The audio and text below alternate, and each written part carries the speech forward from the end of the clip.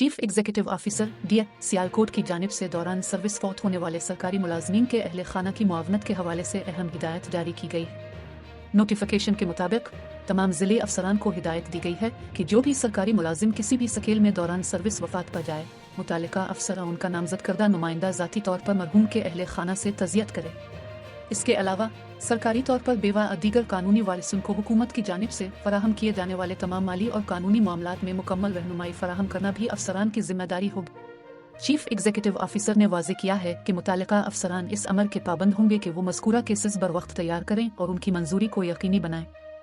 किसी भी केस में ताख़ीर की सूरत में मुतालिका अफसर को कानूनी वजाहत देना होगी, बसूरत दीगर सख्त तादीबी कार्रवाई अमल में लाई जाएगी। मुजाहिद न्यूज़ को मौसूल होने वाली इत्तलात के मुताबिक हुक्काम ने तमाम मुतालिका अफसरान को सख्ती से हिदायत की है कि वो इन अहकामात पर फौरी अमल दरामद यकीनी बनाएं ताकि सरकारी मुलाजमीन के अहले खाना को किसी भी किस्म की परेशानी का सामना न करना पड़े।